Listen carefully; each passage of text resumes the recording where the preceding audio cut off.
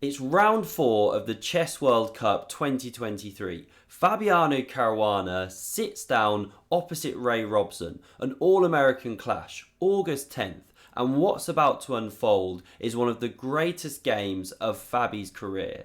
Check this one out, you don't want to miss the sacrifices at the end. So we see e4 played, Ray goes e5 and Fabi develops the knight, Ray does the same and bishop c4, the Italian game. Knight f6 on the board, knight g5 possible, d5 then comes, different line, but Fabi goes d3, bishop c5 and c3, preparing a later d4, sometimes even b4. We get d6, castles. Now Ray decides to push that rook's pawn, gives his bishop some retreat room. We see rook e1, the bishop drops back, prophylactically preparing for d4, and now knight bd2 from Fabi. He starts maneuvering, very standard stuff. Ray flicks in h6. You're going to see Fabi do the same soon. Knight f1, castles, knight g3, and Ray now starts maneuvering his knight with knight e7, preparing c6, maybe d5.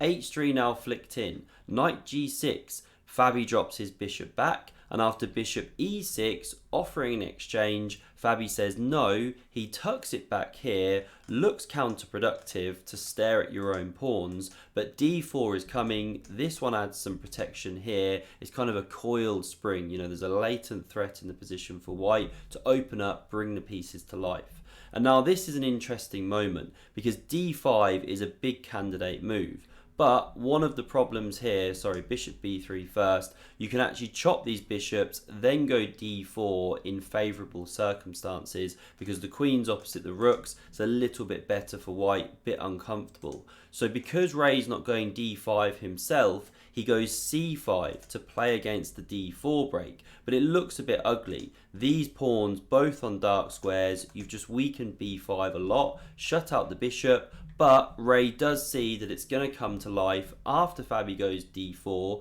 We get captures and now queen b6. Weird looking move to stand in front of the bishop like that. Something about it just looks a bit ugly, but it has a very concrete threat, which is simply to win a pawn. And you can't take or advance, or you're simply opening this diagonal and you've got a big problem there. So what does Fabi do to cover the pawn? Well, bishop e3 is forced, but then you give a pawn, which Ray grabs. What's going on here?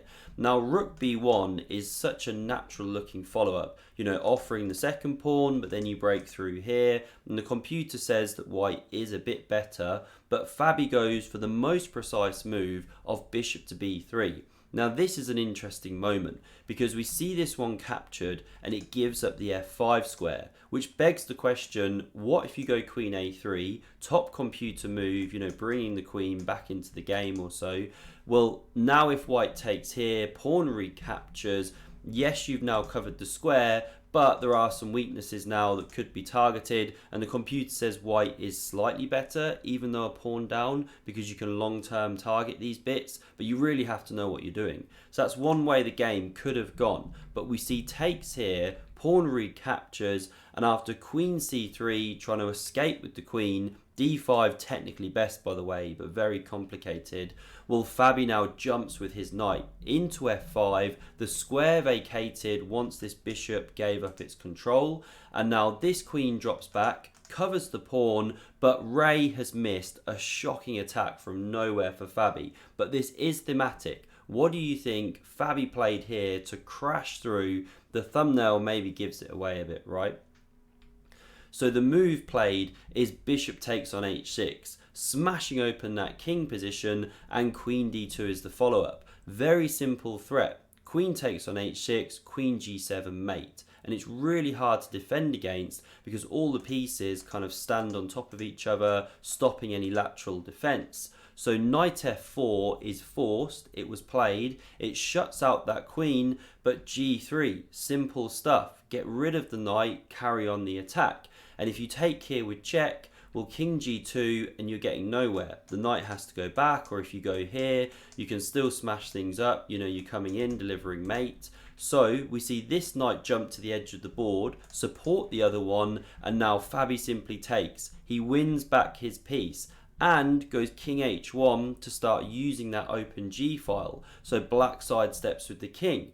And now rook takes on a5 is simply incredible, because watch what's coming now. This is what makes the game special. After bishop b6, attacking that rook, opening this one to exchange. Can you guess what Fabi played here to finish the game with a swashbuckling combination?